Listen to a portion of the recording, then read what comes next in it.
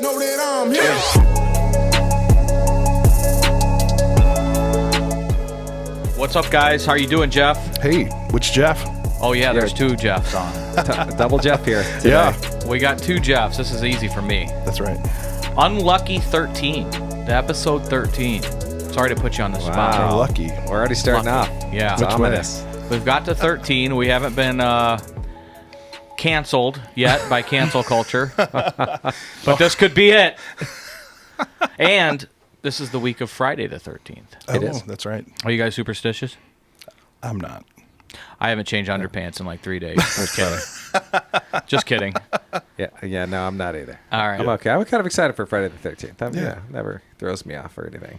All right. Sounds Well, without, further ado, again, Yeah. we have a guest, our fourth guest. guest. Nice.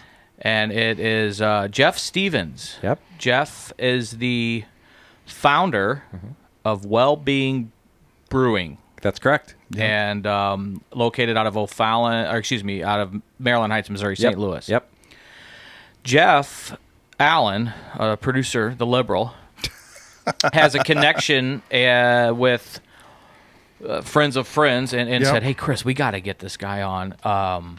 His name's Jeff. He's killing it in the NA beer world." Yep. Yeah. And we were talking. I'm like, "Yeah, shoot him an email. Let's, that's huge. That's huge." And kind of like, I mean, I don't know if we're not getting bigger, but we're having guests with some oomph Yeah. behind them Ooh. now, Yeah. which is exciting, fucking nerve wracking, but mostly exciting. And then I get to talking with a cousin of mine who we've talked before, owns Olive and Oak Oh, yeah. in Webster Groves. Yeah. And before I could even say anything, the other night I was up there and Mark approached me, my cousin, and said, "Man, you should reach out to the guys at Wellbeing." I'm like, Oh. fucking already done. You're like- What are you hacked into my email? Exactly. It's coming And on yeah, already. and here we are. So this is exciting. Today I want to hear Jeff's story. I want to share it with all you guys that are listening, and hear his take on the NA Yeah. beer world and recovery and where the rubber meets the road for having NA beers, if you're comfortable with it,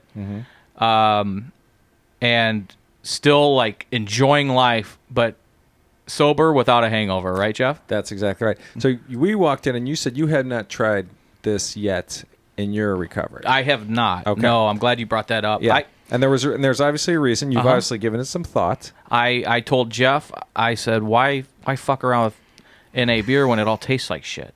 Oh, so it's more of it's not that you're afraid of relapse. It's more Not of so a- much. okay. If there was an NA whiskey, I'd probably avoid it like the plague. Because that was my thing. Okay. So if it's your thing and it was the thing that could trigger you. I think, yeah. Yeah. So but beer you don't have as much fear of.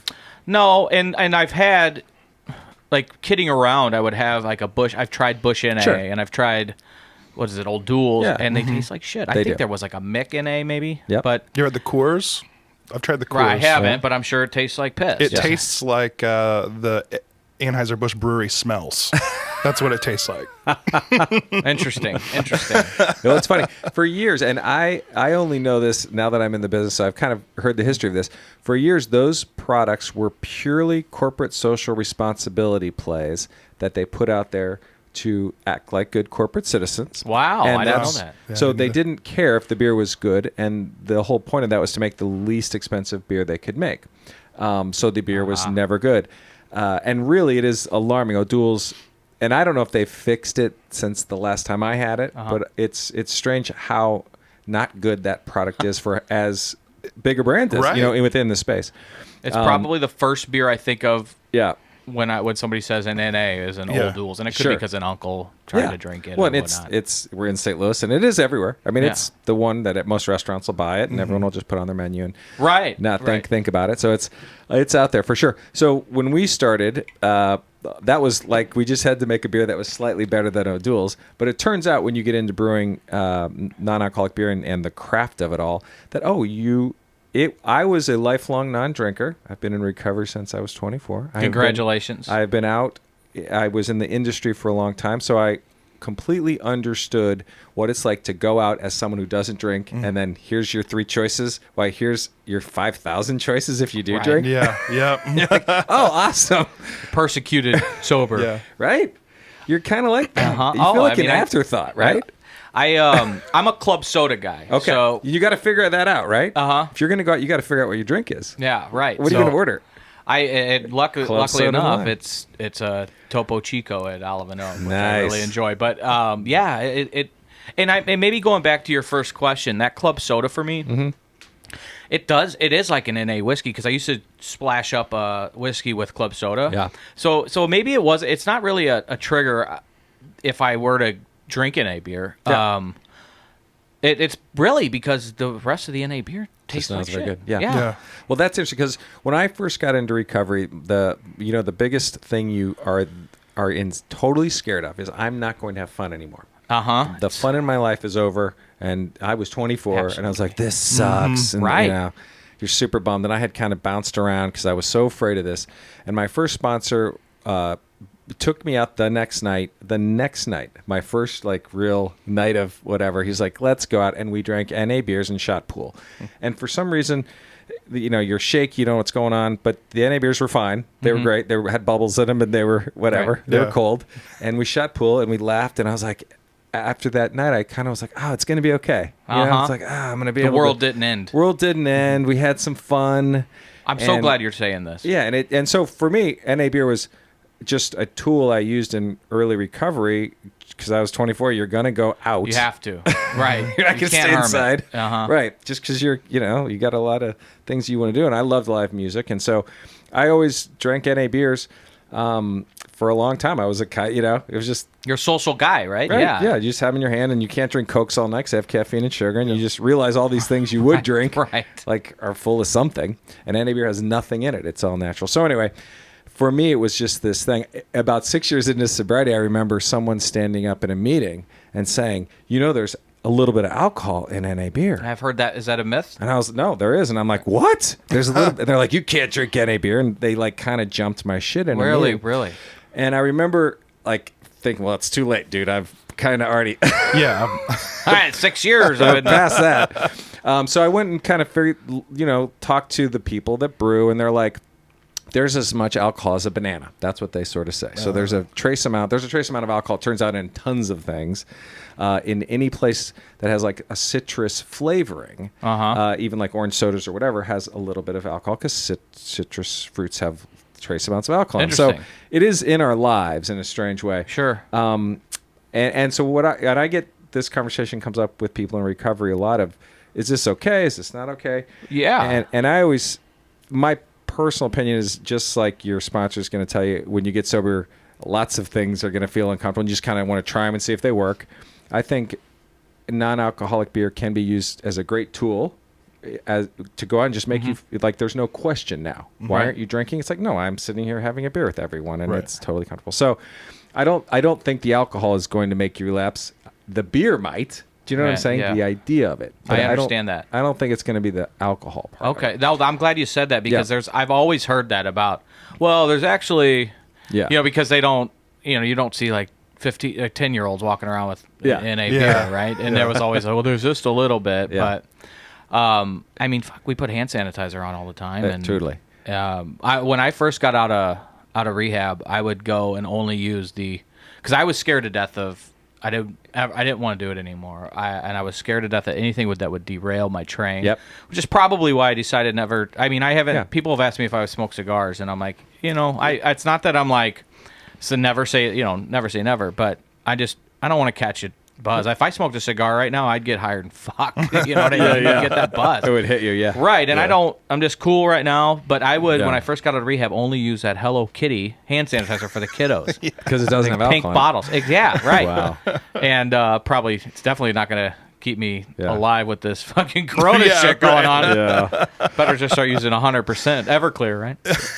That's But- funny. You take as a total side note, we take the alcohol out of our beer and we have it in big vats and we sell some of it and then they still it up. it's not our business, but we're like, can we make this into spray sanitizer stuff? Yeah, no kidding. Right now, just get it out there. This It's so crazy. And I use now hand sanitizer, regular Purell, whatever they got, and I'm not.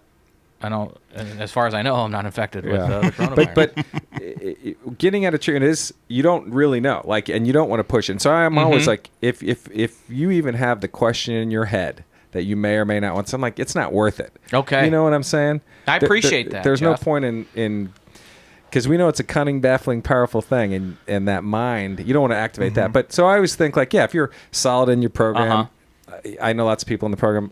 My guess is probably half the people I know will drink an NA beer and half won't. Okay, that's a pretty good percentage. About what it is. And I appreciate your transparency, because you're not coming on here like trying to sell your beer. Oh, no. Right? I think it's a great. We're all about finding tools, and shattering that fucking myth that alcohol, what the disease does, what it does to your brain is make you think you can't live without it. Yeah. And so does the other drugs that we've talked about on the show, and addictions that are out there. Whether you're addicted to, fucking sex, or you're addicted to work, that stuff, that's your brain saying you can't live without me, and hence the addiction. So when we heard about your I know a guy that works at not distillery, The brewery. yes, that you guys brew your NA at. Yeah. I mean, all these light bulbs went off. I'm like, I gotta get him on a show. I want to hear his story. Yeah. I want to learn about your product. And I'm ready to try it one day. So Sure. And it sounds like the key is it doesn't taste like shit. No, right. It does. Right. So let me jump in real quick. Please. So I don't know. I probably didn't disclose this. So I do drink because I don't have that problem. Yep. But so I met you actually one time. Okay. It was a couple years ago, maybe even 3 years ago, New Year's Eve on Cherokee Street. Okay. And you were there. Oh, yeah. And I think you were just like trying to promote the beer at that point. Yeah. And I was Just so had gotten happy. going. Yeah. So happy because I was the DD for the night. Oh, nice. So I'm Nice. like, yes, I get to drink beer. And it was Fucking good responsible beer. over here. Yeah, The DD. it was very good. I'm like, I could either buy a Red Bull for $5, Right. or I could have this guy's free beer. Yeah. That You were just handing it out. That's awesome. Yeah, it was great. I do and remember it's that. So good. Yeah, it so is. good. It is. Yes. And I was a beer drinker. That was my drug of choice, I guess. Sure.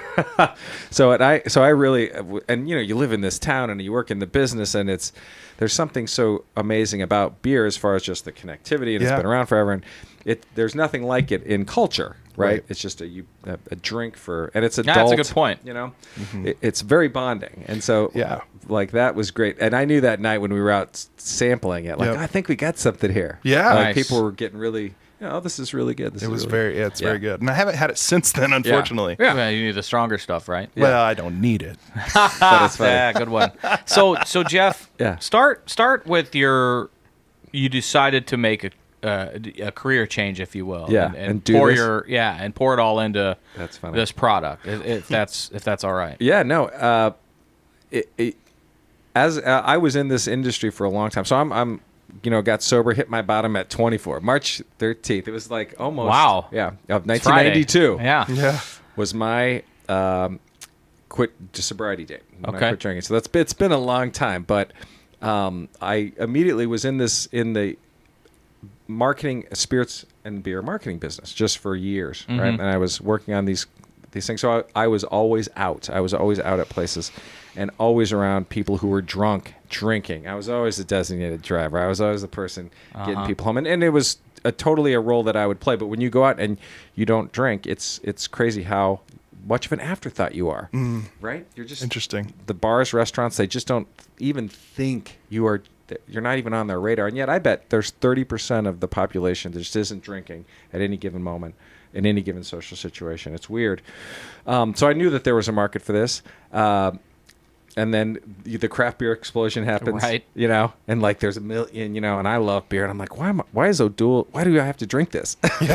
Surely there has to be a better way, man. Fuck, just drink water. Yeah. Right. It's hard to order a water at a bar that's crowded now. Yeah. If you you got to get up first. You got to wait in line. Yeah. At these big ass bars or even the sporting events or concerts, and you finally get up there and like, I just need a water, and they look at you like you're fucking crazy, or rolling your balls off on whatever. And restaurants, they didn't like that because you're like ordering Cokes all night. And so it was there was this huge change. Like if you offered something good to people who weren't drinking, a mocktail or a really good craft beer, they would buy it, and you would get the money, and they would feel better, and your experience would be better. So I knew there was a better way. I knew we could make some good beer. So just plunged into the entrepreneurial world. I think you nailed it. Which is math, like that's a whole thing. You want to like be scared every day or feel, start a business or something. So anyway, but I hooked up with O'Fallon, figured out how to brew the beer, brought in this piece of equipment from Germany where they were making great non-alcoholic beer. And basically what our thing does is you can ferment the beer totally. So you brew it just like you would normal beer, and then at the very end of the process, you put it in a vacuum. You lower the boiling point, boil the alcohol off at room temperature so it doesn't ruin the beer, and voila, you have really great craft beer. So the product itself is light years ahead. It's like, holy cow, this is a beautiful beverage, fully fermented. It's smooth. It's all the things that you want, just without the alcohol. So it's been great. And from the world of recovery, it's been great. But I also think we've hit a trend, and maybe I think more people are starting to be more mindful about their drinking. Yeah. I think they are than ever before. I just get this. I would agree with that, actually. And I think part of it is the world of alcoholics and addicts. We're trying to expose that it's out there, that every family is connected to someone that is sick, that is struggling, that is drinking their life away or shooting up their life away, and we're kicking over those rocks where there's other options than just to be the fucking town drunk. So I would agree that people are much more mindful about the amount that they're drinking as we're getting smarter about things. I mean, same thing applied for cigarettes. People I used to smoke when I was shit-faced, and Winston Lights was my cig of choice, and then now, the numbers of smokers is rapidly declining. Yeah, and I think alcohol, I don't know if it's going to go the way of smoking. I've heard people predict that it's just. I think soda actually is going to go the way of smoking. I think sugar sodas. Yeah, I think in 15, 20 years, a guy I kind of look up to said this one time, and I totally subscribe to it, that like our kids are going to probably look back at generations that drank all that soda as we kind of look at our grandparents who are walking around fucking unfiltered cigarettes. I'm telling you, that soda shit's bad news. Yeah. That's so funny. To your point, too, I've even, like, the last 2 weeks, I've seen two friends on Facebook that are St. Louis people that, as far as I know, are not in recovery. They're just drinking less alcohol. Yeah. And one was tailgating at the Battlehawks game with Wellbeing. Oh, nice. Yeah, a ton of it. That's awesome. And another one. And also, a lot of people do this, like Sober November or Sober January. Have you heard of these things? I've heard of Sober January. And so my friend who was doing Sober January was just drinking NA beer. Yeah. Like tons of it at this concert we were at. Need to give him one of Jeff's business cards. cards. It's a big time of beer. It's a big time of year for us. Never heard of Sober November. My birthday's in November, so I've forgotten a lot of Novembers. That's funny. Birthday month. How long do you have? Almost 6 years, March 25th. And when you first got sober, the anonymity of I think more people are talking about it now than ever before. Just the whole world of sobriety, right? I will say that when I got sober, I wanted to stand at the top of a mountain and tell yell everyone. it. Yeah. But it was a unique voice because there was not a lot of people that did it. There were some people in front of me that really inspired me, but also because it's still we're still trying to shatter stigma. Sure. That it's okay to fucking ask for help. Yeah. That you don't have to do everything on your own. You can turn it over to God, and it's actually a fucking liberating feeling to do that, man. Yeah. And so I wanted to stand on top of a mountain and say, guys, if I can fucking stop drinking, because people have said this, if Chris Pondoff can get sober, anybody fucking can. And I mean it. I'm telling you. I was the poster boy. The town guy to go get a drink with. There's no question about it. And it is good that people are much more mindful about their health and the shit that they're putting in their bodies. And it's not just the Bud Bowl. Like, remember all the Super Bowls and the Bud Bowl? Like, there's not two options. You can drink and then like you said, with the craft beer explosion, which was just happening as I got sober. I remember back in 2007 when I was bartending at a tavern in Collinsville, the same one in Belleville. They opened one in Collinsville, but they wanted to be different. I mean, the one in Belleville, God bless it, isn't necessarily a canned beer tavern where you get guys drinking dollar cans all day, but it was an AB tavern, right? With the tappers. So they opened the one in Collinsville and they wanted to make it more crafty. So they had a 13, what do you call it, head tapper. Yep. And all of them were craft and ales and IPAs. And I remember one that I would actually drink, because I drank while I was bartending. I mean, that was... Really? Oh, yeah. Can you believe that? I don't even believe it. So I would, because I didn't want to just start drinking, Canadian blended whiskey. It was a long day. Yeah, right out of the first gate. I started drinking Bellhaven. You ever had Bellhaven or heard of it? It's a Scottish ale. It was like caramely, and I fucking loved it. Yeah. And that was my first introduction to a beer other than like a Bud Light or, in college, the Natty kind of a Light crafty shit. beer, yeah. And I really enjoyed it. And so, I mean, I can see myself, and my cousin Mark at his restaurant says they sell the shit out of it. So they have at events, and you guys have done some partnering. He told me the other day, I'm sorry for rambling, but he told me, he goes, these guys got some technology. They're going to blow this fucking market up. They're going to blow it up. And this was so fun. It was so timely. This was the conversation we had. And and that must have been what you were referring to about the Germany thing. Yeah. So that's big over there? It's in Europe. This market is really big, and it's. I want to say I've heard it's like 10% of the beer market in Germany. Those healthy brands. And if you think about that, right? That's crazy. Now, first, In they Germany. drink beer all the time. I mean, they drink beer for lunch. They drink beer all the time. So you're like, okay, I could see this at lunch just being huge. Yeah. And they say now they drink it after workouts. They're like, this is what their Olympic team brought non-alcoholic beer to the Winter Games in Tokyo, because it's an isotonic sports drink that it has full of polyphenols naturally, and it helps reduce inflammation in joints. And so it just, when you take the alcohol out, all of a sudden there's this really healthy drink, plus it's beer, plus the Germans love it, plus they're in so it was the hit of the Olympic Village, because everyone could drink beer, but all these athletes were in training, and so they didn't want the alcohol. They just wanted to party. So that's great, because somebody on this post on Facebook, they said, "Oh, great, all the calories, none of the fun." And I'm like, the calories. wait a minute, Yeah. that's good. Yeah, talk about that. So it's if literally, these athletes are fucking drinking you it. take out half the calories when we take out the alcohol. So our beer's like 68 calories, our wheat beer, 80 calories our dark beer, and that's a normal IPA. That's amazing, because light beers, 180, the light beers are like 90 or 100 calories. Light beers are 100 calories. So I was bartending when Ultra came out, and that was all the rage. 90 some odd calories, that is. Yeah. So, these are just incredibly healthy. Yeah. We put full dose of electrolytes into one of our beers, like Gatorade. So we have a beer that has more electrolytes than Gatorade. That's truly a sports drink in this German Olympic tradition of there's no artificial flavors, no sugars, no, low calories, all natural, and it's a real sports recovery drink. And it's Fuckers are going to start drinking beer. it for breakfast. Yeah, it's weird. I know. Why that? Yeah. So anyway, Why not? Why not? It's a beautiful There drink. we go. That's the next brew. I know. And you. So for me, coming into this market, it's like I like this part of beer, but what else could it be? Because brewers put all kinds of things in beer. What could we make that was really healthy? And could we start to make this?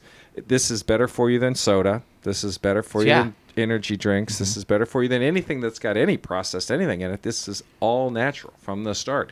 So the big turn is, what else could beer become in our world than just this alcohol Something thing? to go get all fucked up on, right? Yeah, because everyone, it's just universally accepted as this really wonderful drink to celebrate with and connect with. So we'll see. We'll see how it goes. What are your top flavors or top sellers? Will you share with that? Sure. Yeah, we have one that came out. The second beer we had was called a Hellraiser, and it kind of put us on the map. It's this really nice hop forward dark amber. It's really delicious, really smooth. We sell a ton of that, and then we just came out. The Victory Wheat's the one that has the sports drink, and we sell a ton of that.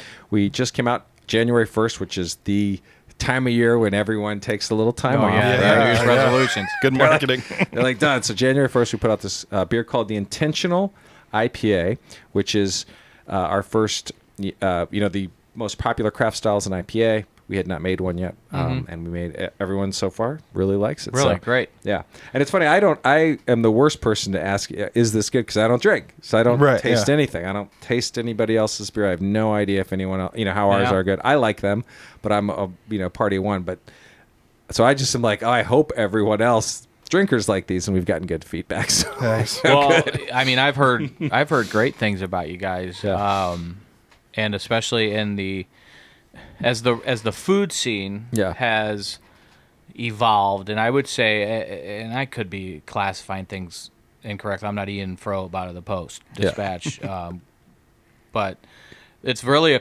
you're seeing a lot of really quality restaurants have like crafty menus and fresh ingredient menus, and it really is parallel to I think what you're doing with and what the IPA world kind of did, but now what you're doing with this, your well-being stuff. Yeah. So I think a beer at lunch is so great. Yeah, I think it's hard to have that beer when you have to go back to work. Right. And now it's like, I can have a beer and taco at lunch, and it's just it's like our time, and I love it. I think it's such a great thing you just feel like you've had.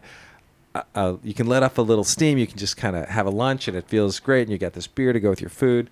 It's not it's not a tea or a soda, and you get to go. Right. So I think it's in your saying it goes really well with food. Shit, what restaurants are charging now to like you get a lunch special somewhere, and what they charge for soda and tea is outrageous. Yeah, especially the tea that costs probably a penny to make and brew. You're paying like $2.50 some places for a so tea. that's why I'll get a water because if I'm not, I don't want to.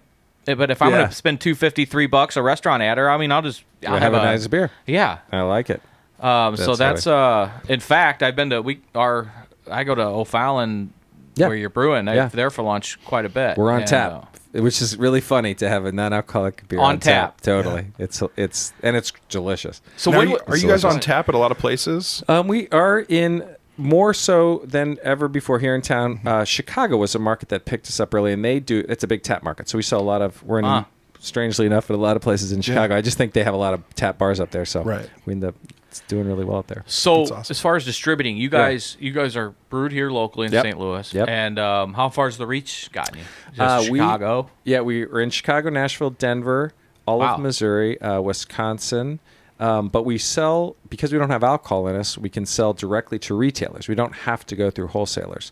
So we sell to Total Wine. Okay. And they put us in all their 200 stores in 22 states. And we sell to Bevmo, which is in California, and Specs in Texas. We also have a huge online store because we can ship, because we don't have alcohol in us. So we ship all over the country. So it's been great as far as, it's strange. Yeah, you should have a business where we can be a national footprint. Yeah. Even though we're a local craft brewery. It's been great. It's been great.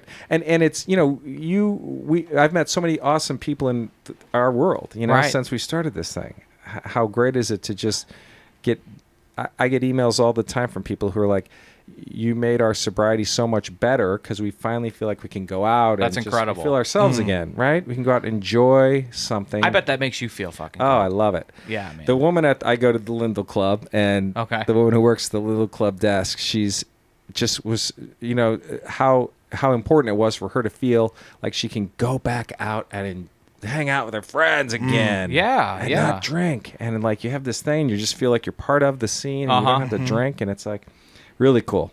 Yeah, I've heard people tell me where they see me drinking club soda. It's actually because I do like it. Yeah.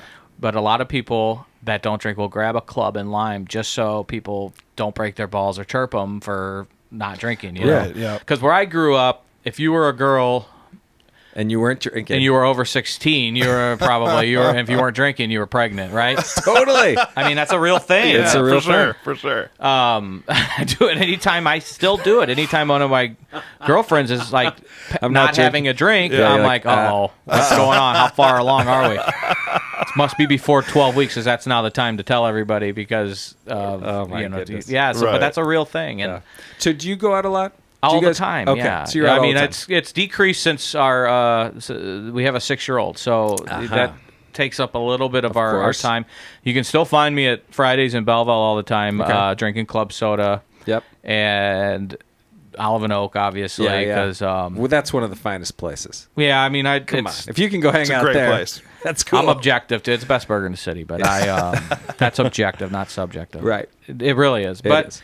yeah, I mean, then in Webster, Ashley and I like to go down to Frisco, which is a pretty cool restaurant. But yeah, I love going. I get a little, I guess, bored. The drunks around me are funny for a little bit, but I'm like, man, I'm about ready to go home. I'm not closing down taverns like I used to. No.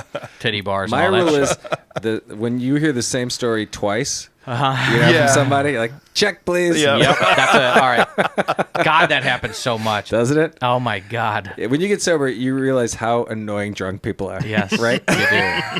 Then you start like, man, I must have been really bad. You look back and like, oh. So Jeff, bad. you said you used to do a recovery podcast. I did. How about that? I did, and I love this space, and we had a lot of fun. It was called Since Right Now. I did it with two friends, and I was the 12-step guy, and then my other two friends were sober, but weren't into the 12 steps.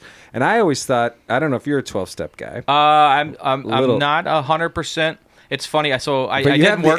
You pulled an A out of the. Kind of a hybrid between PAA and NA. Yeah. And sometimes that A stands for asshole, but I didn't necessarily go religiously. I used the church that I go to, the Gathering in St. Louis. Yep. I used. So this was part of your recovery. Absolutely. I mean, absolutely. When I got sober, I'd known the lead pastor, Matt Miofsky, for quite some time. Who's awesome. I love him. He's an awesome guy. I hope he didn't hear me say that because he's fucking... Go right to his head? Oh, my God. And then... but he had a role, man, and keeping me accountable and plugging me into places in the church to make sure that I was having a social network that was keeping me accountable. My friends back home as well, but it was real important. And I watched them walk the walk with our family prior to me getting sober, so I knew if I ever turned my fucking life over, I had a home. So you were religious or spiritual before? I always say that I was I feared Jesus more like when in my previous life, like I knew I'd have some fucking answering to do, right? Yeah.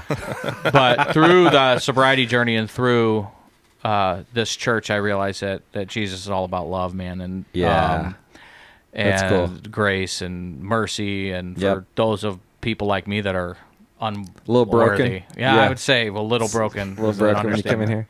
But it's changed my life, so I use that. But I knew AA was there, and I carried a printout, and I just talked about this with Megan, who was on 2 weeks ago.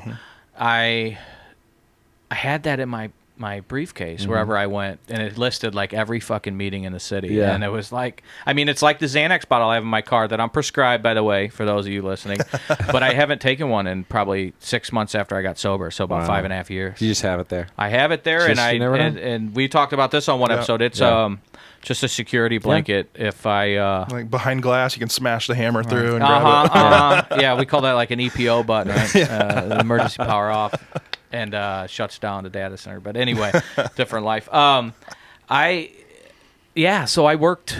I didn't work the program, but I found myself going back to your 12 steps comment. I found myself just.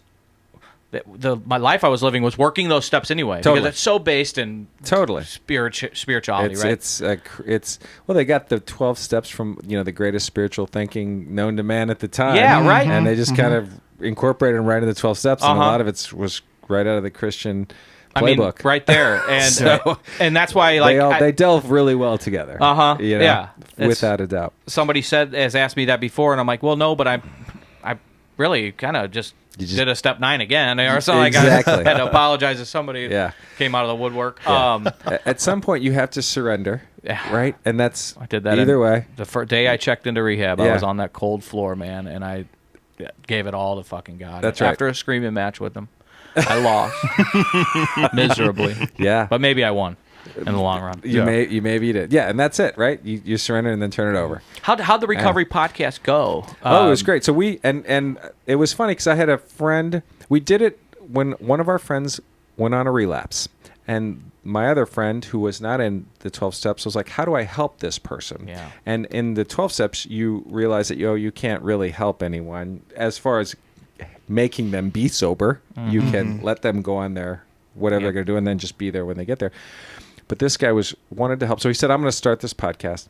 And it was right at the time when I think digital recovery was starting to just find a voice. And, before no one talked about it. And then there was a lot of people writing. It just kind of happened as the world of digital kind of took off. So we did it for 5 years. And I think the whole idea of the show is I always thought you could only get sober one way, and boy was I wrong. We went to smart recovery meetings, and we went to rational recovery meetings, and we went to the Buddha one that guy started, and so the whole idea was we went to the march in Washington D.C. and we went to AA stuff, and we went to conventions, and just tried to make it a thing. Sure. And, I think the whole journey just made me realize how.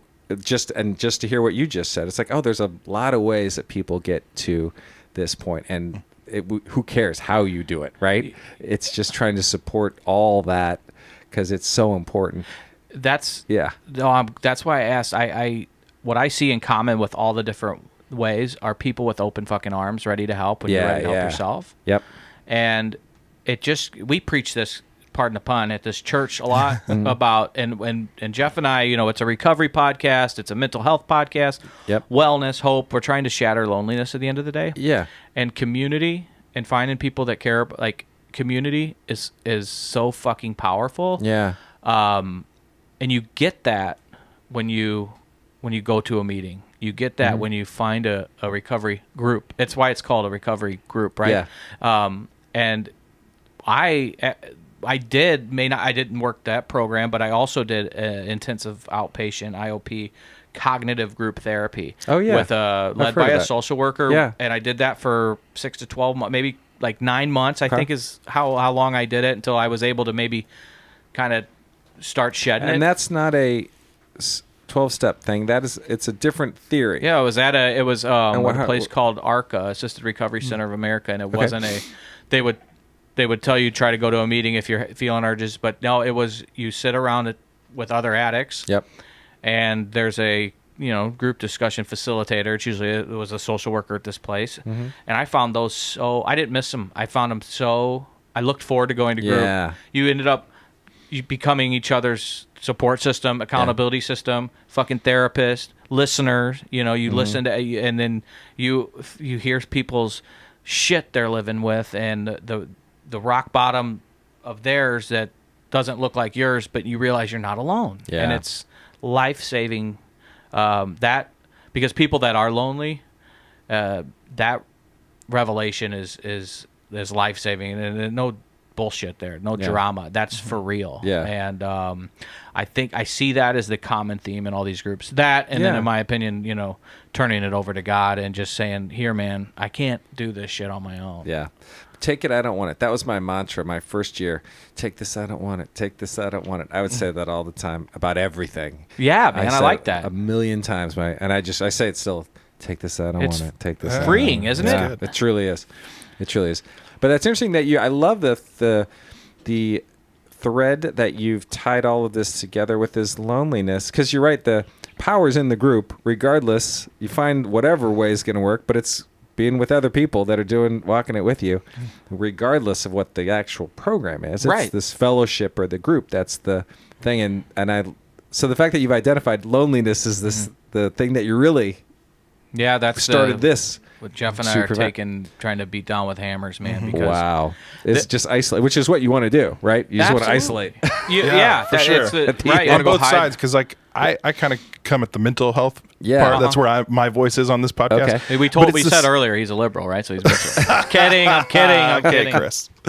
Anyway, but yes, so it's the same thing though. Like when you're in the depths of depression, your go-to is to be alone. Yeah. To wallow in it and to be away from people. So yeah, you're right. It's all in there too. It's in the addiction, and it's in depression, and it's in. And they're both so cross, right? Depression and alcoholism are just. It's all the same. Yeah. Or show me an alcoholic that doesn't have depression. That's truly, you know what I mean? Mm-hmm. Yeah. Show me that, and then I'll tell you that maybe they're not correlated, right? They got to be. I've never met an alcoholic that didn't have some bouts of depression, anxiety, name that mental health issue. And that's for the addiction, or the addiction too, the user, the IV user, the pain pill addict. Yeah. Right. Well, and it's funny, beyond our beers, and there's a very specific thing about the beers, are the idea when, as a brand marketer, you try to figure out what your brand stands for, what you're about, and what is important to you. And a lot of what we are about and is important to me is exactly this. It is a well-being thing, and mental health is a huge part of that. And I think, we started with trying to help people raise their well-being in the industry, bartenders, and Sure. and those people are under the gun all the time. There's depression and alcoholism are rampant in that industry, right? And The light bulb just went off. right, and you've been there. The Oh, shift drinks, and absolutely. it's like, and at a certain point, you're like, it's your career. Absolutely. You go there all the time. This is how you make money, and then you gotta this isn't good for you anymore. I know two Right? types of bartenders. Yeah. Those that drink a lot or those that are in recovery. Yeah, right? I mean, really. That's so interesting. Like a lot of times if I'm sitting down airport lounge or a bar somewhere and not trying to age discriminate or anything, but if the bartender is, 50 or older, you ask, what's your drink of choice? I don't drink anymore. And I wonder, you always wonder the miles on the tires there. Yeah. Because that's what I see more often than not. There's always exceptions, right? But it is funny you bring that up because, I mean, you gotta do a shot with the patron. Always. Yeah. It's so Especially if crazy. you're trying to, show off in front of this blonde that's ordering a shot. I'll do one with you, baby. You gotta do it, right? Yeah. Our head sales guy came to me the first night we launched. His name's Tom Halaskin. He won't mind me using his name, but he ran Sasha's for a long time, and he's been involved in a bunch of. But he's sober since that night. And it's been 2 years for him. He hasn't drank, and he's been our biggest advocate as far as someone who really understands the mental health strains of people in the industry. And you're right. It's like you're either a heavy drinker or you've gotten sober as a bartender, but. I never thought about it like, this is your career. It's not like, you own a bar or whatever. This is your career. You drink every night. It's such you got to shoot with all the customers. And so it's been great to have our beers been the shift drinks and those kinds of things. Yeah. And really get out there and say, hey, you don't have to do this anymore. Right. Yeah, and it sounds like the beers you guys are brewing have some health qualities to them as well, which is really cool. I didn't know that coming into this. That they're very healthy for you. I had heard stories from Jeff and Matt and my cousin Mark, but I didn't know that you guys had beers. And Really Jeff brings up a good point. Somebody did make that smart ass comment, which I'm not judging. I make smart ass comments all day, every day, but. It's not empty calories, right? There's actually shit in there that is good for your mind and your well-being. Totally. Right? Hence the name. Well, yeah, it always struck me when one person gets sober, 10 people's lives get better. Really? Right? And you think makes about sense. that. That's Like absolutely 100% true. when you got sober, how many lives got better? I love that. Everyone around you, right? Everyone. I mean, it's amazing. that's the takeaway of the interview because that is so fucking right and accurate. And I always say that alcoholism addiction is not the disease of the addict. It's the disease of the entire family. And that family doesn't mean just your blood related. It means the people that fucking love you, your community. Yep. Because every one of them carries around the stress of your alcoholism or addiction. Yep. Carries around the worry, the anxiety. That's what they go to work, their regular job with. They come home, they go to fucking t-ball practice with their kids with. They're in the back of their mind are worried about you. Yeah. So when you get sober, that frees them all of that shit. Isn't that crazy? That is nuts. I love that. Yeah. And that was one of those things that struck with me.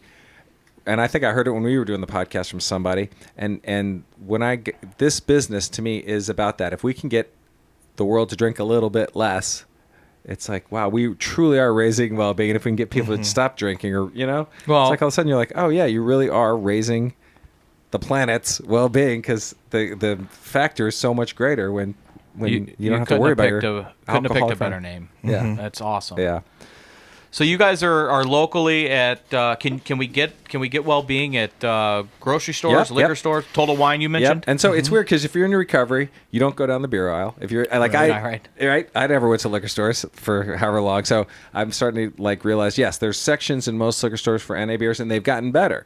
And all over town, people have been very, very supportive of us.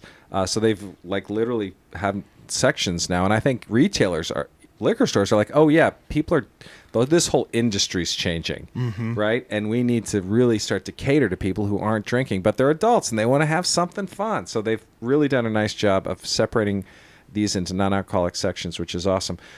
So we're at all the liquor stores and grocery stores, and more restaurants, more and more restaurants like Olive and Oaks, who are just, they get it. Like Mark gets it. He's like, I get it. Yeah, he's got a drunk fucking cousin. That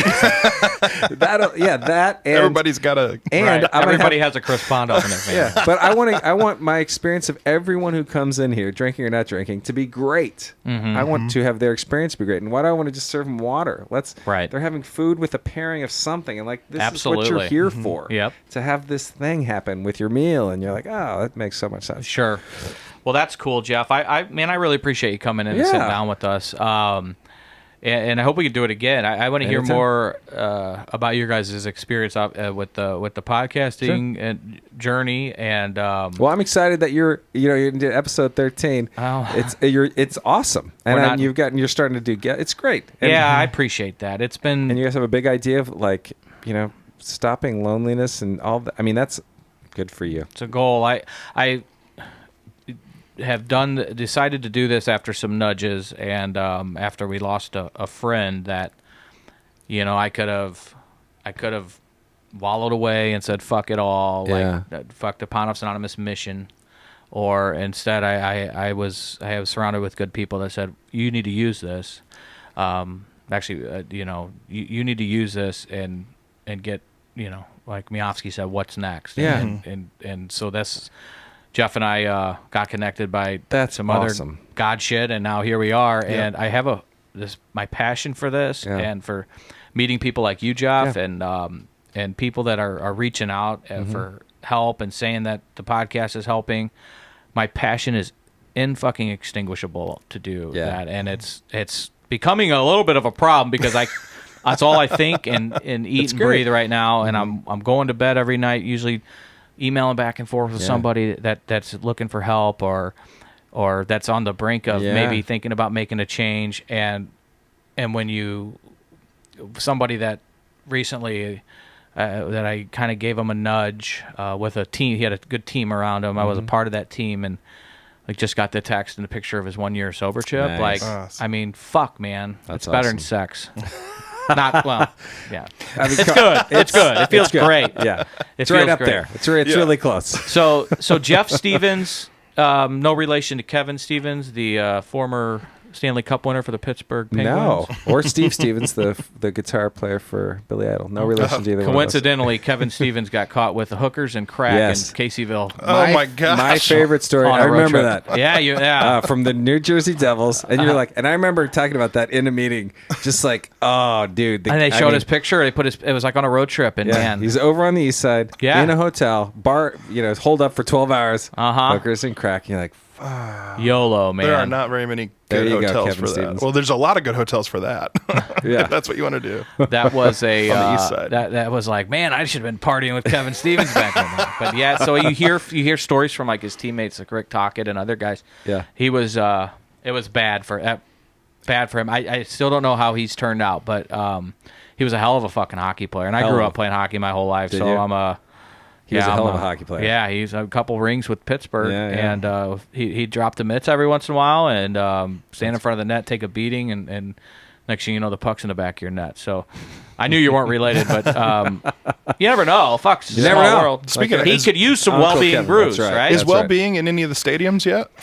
I have been told that we are going to be in Busch Stadium this summer. Wonderful. For the Cardinals, and I hope that's true. We are distributed by major brands. I know there's a lot to go through to get that done, and they tell me that that's going to happen, and a lot of people ask, and I'm like, yeah, this is great. The 7th inning, they quit selling alcohol. That's a great fucking idea, there's Jeff. There's 2 whole innings. You are in this marketing world, aren't you? That's awesome. Yeah. Go have well, there's a whole craft beer wall there. They've got so many taps to fill. Yeah. So it's like, man, put it in there. Why not? I know, and I hopefully we are going to be in there, and I think because they tried out this fucking lineup they got. People are gonna need some Wellbeing Brews. I mean, they haven't done shit. You're, Shots fired, Yeah. Cardinal Nation. First take right here. Here comes the Not shit. happening. Yeah. That was a hot take. That was a really hot take. Burning up in here. Well, that came out of nowhere. No, Oh, This man. lineup is going to lead you to drink. yeah. Yeah. So, Wellbeing can be found anywhere in Yep. St. Louis. What's your website, Jeff? Wellbeingbrewing.com. We'll Yep. put that. Could you mind? We'll put it on the show notes. Please and, do, and and, it's got all the locations that we're at on the website if you're having trouble finding it. That's awesome. Yeah, and if you see me, find me. I'd love to buy you a Wellbeing. There Yeah. you go. That's awesome. That's Well- how I tried it. He bought me a Wellbeing. And That's right. you were a big fan. I loved it. It was Yeah. so good. It must have been your first beer. It was. What was it? It was a Heavenly Body. I remember that. It Yeah. was still. Those are literally our first brew. Mm-hmm. And the first time I tasted off the line, having been a not NA drinker, like all this stuff's so bad, but I tasted this. I'm like, oh, this is really good. Yeah. I was very excited. I still remember that. Like, I think we got something here. Well, I'm gonna give it a shot. I want to try the Victory Do wheat and yeah.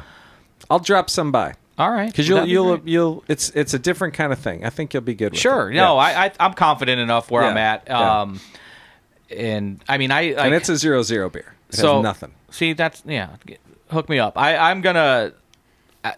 I have a liquor cabinet at home. I've celebrity bartended, quote unquote. I just did the air quotes at the tavern in Belleville. Yeah. I've spilt Ruppelmans on my hand and didn't start licking my hand and. You're okay. Well, it's weird. You can't, and I get it. When you're first in recovery, you want to avoid playmates and Super. playthings and all those things. I get it. But at some point, you cannot avoid alcohol. It's Okay. everywhere. And I'll tell you, It's just everywhere. my confidence Yeah. and realization, like you said earlier, when I would go out and be perfect and great and not need a drink, Yeah. I just was like, I can do this life. I can Yeah. fucking do it. Yeah. And before I got sober, would have punched you in the face if you would have suggested it, or laughed and pissed my pants laughing like there's no way Yeah. I will die with a drink in my hand. How long did you go through a bunch of iterations of this, or did you get sober? You were so bad and just boom, you got it, or did you have to like? One bang of the your- lucky ones. I went to rehab one time. Got it then, okay. Never wanted to go back. That's awesome. And so that was March 25th of 2014. Holy cow! Yeah, I'm getting coming close, up. getting close. Yep. Like 10 more days. Yeah, I hope It's I pretty make exciting. it. No, I'm at 2176 is the amount of days I am at. Okay. So not that I'm counting. No, who would be? Right. How would you know that? Congratulations, Jeff, thanks a lot. Yeah, man. my pleasure. I'm real excited to drop this episode, and we will share your information so people know where to get Wellbeing Great. Brewing. And Thank you very much. I'm looking forward to giving it a whirl myself. Cool. So God bless you, man. All right. Thanks for coming. We appreciate it. Sir. Thank you, And Jeff. as always, guys, thanks for listening. If you need help, if you're at the bottom of the barrel, for lack of better terms, rock bottom, approaching, know someone, please reach out. Me and Jeff cannot say it enough. We're really gaining some steam with the podcast and people and who it's reaching, and as that happens, we just start getting more and more resources to direct people to, and we're always willing to listen. We're praying for you in the meantime, but if you guys are struggling or know somebody that is, please shoot us an email. Reach out to us on Facebook at Pound Offs Anonymous. Go to our website, www.poundoffsanonymous.com. Jeff's is www.wellbeingbrewing.com. and you just reach out. We're here for you. We promise. All right, that'll do it, guys. Thanks a lot, and as always, let us pray.